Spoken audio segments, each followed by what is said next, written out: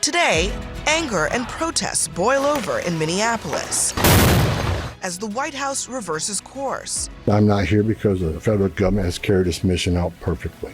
Is this the turning point in Trump 2.0?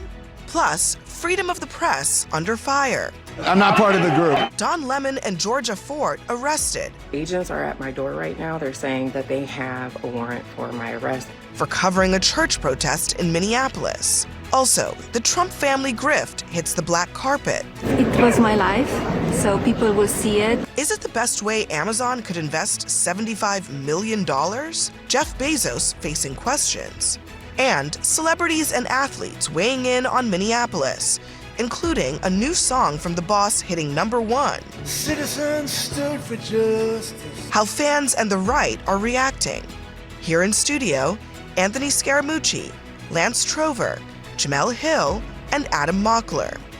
It's the weekend. Join the conversation at a table for 5.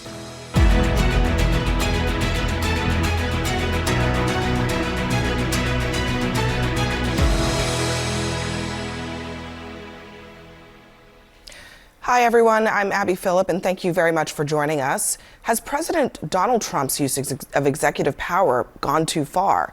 A week after a federal agent shot and killed a second U.S. citizen in Minneapolis amid public pushback, infighting, and rare bipartisan backlash, the White House is changing course on their ICE tactics. They're promising more targeted enforcement and dispatching the border czar, Tom Homan, to clean up the mess.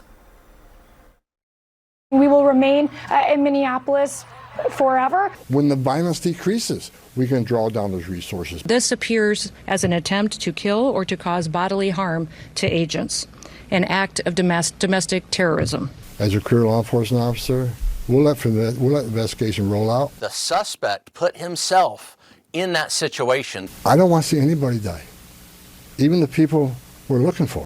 Governor Walz and Mayor Frey, they instead choose violence. Bottom line is you can't fix problems if you don't have discussions. Our officer followed his training, did exactly what he's been taught to do. Nothing's ever perfect, and anything can be improved on. To all ICE officers, you have federal immunity in the conduct of your duties. They're trying to do it with professionalism.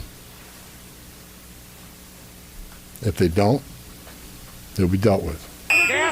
Gas on film! Gas on film!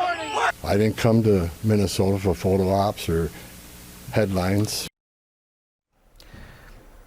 Trump's deportation agenda is a signature issue, and now it's underwater with the American public. A new poll finds a majority of registered voters, 59%, think that ICE has been too aggressive in its deportation efforts. And with the president's legislative agenda at stake, the issue could threaten the GOP's midterm prospects. I think more important even than the turnaround that we're seeing there is the fact that it's happening publicly, the fact that they're saying it out loud.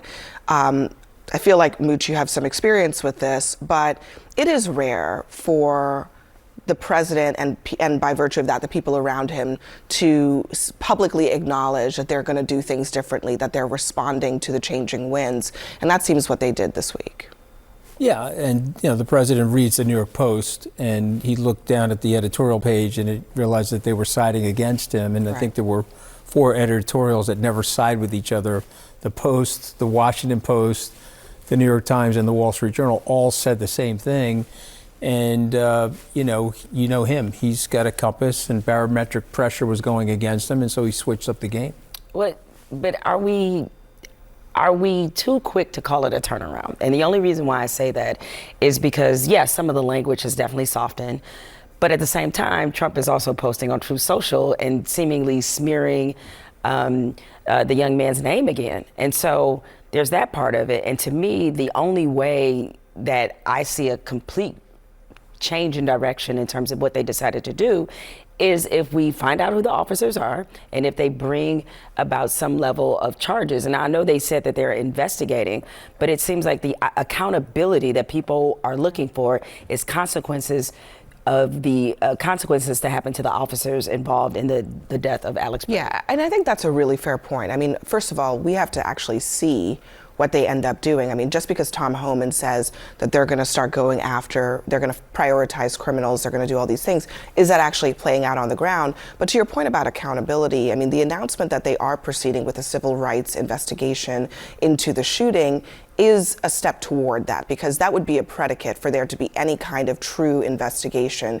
into what transpired in the Alex Pretti shooting. It is a step in the right direction, but this is after multiple people from the Civil Rights Division resigned due to Renee Nicole Good's investigation being spiked. And this is after they let those agents back on the street in a separate state. Greg Bovino was saying those agents that shot Alex Pretti were quite literally let back out. I don't even think cops that kill someone in self-defense can just go out the next day. Most of the time they are not. Yeah, but so this administration, the Trump administration being underwater on immigration or getting there is a catastrophe. It's like Obama being underwater on healthcare. And the thing is, most Americans agree. Americans support the deportation of criminals who are here illegally. That is fine, but we don't support whatever the hell this is. We don't support the cracking of 79-year-olds' ribs. We don't support U.S. citizens getting their phone grabbed and thrown to the ground because they're recording ICE. 5-year-olds. 5-year-olds being detained. We do not support U.S. citizens being executed on the street and then the administration covering that up and lying to our eyes and then letting those agents back out on the street. This is not what Trump supporters voted. I'm guessing this is not what most Americans wanted at the end of the day. Well, let me just play, because Trump disputes what you're saying. He claims that this is what Americans wanted. Listen. We'll say it very plainly. Elections have consequences. The people want law and order, and we have a silent majority. You know, we have a silent majority of people. They don't go and riot and everything else, but they like what we're doing. It's not a silent majority. I think that's just a plain fact, because when he came into office, he had a majority support on this issue of immigration. And that has completely shifted, and rarely in public life do we see in 12 months an issue flip on his head. Is it a huge risk for Trump to stay in that place and for Republicans potentially to go down that road with him? Well, I go back to what I've said time and again, and you said it yourself. When we were talking about ICE and we were talking about the tactics they employ, yes, the country is very uncomfortable with that. Tom Cotton has a poll out today that says, yeah, a plurality of voters do not like, and they think ICE needs to tone it down. 78% though say illegal immigrants need to go. 56% say if you came here illegally in the last 4 years, you need to go. That's not what they're focused 52%, let me finish, man.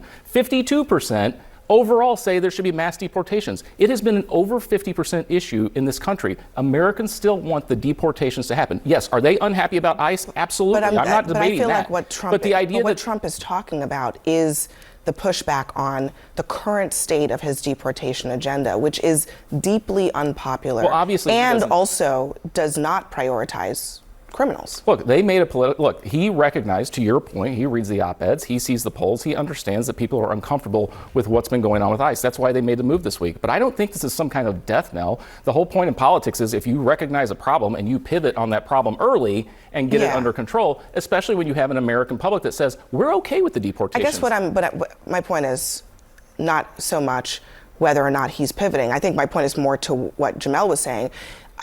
At the moment, Tom Homan is changing his tune, but does Trump actually understand that the current state of affairs is unpopular, or is he going to be tempted to just go back to the way things were? Well, I don't think you would have a change in posture in what they did in sending Tom Homan if he didn't understand that. I understand what he said, but their actions are speaking here that they recognize that there's an issue. Well, he's talking out of both sides of his mouth, because of what Jemele said.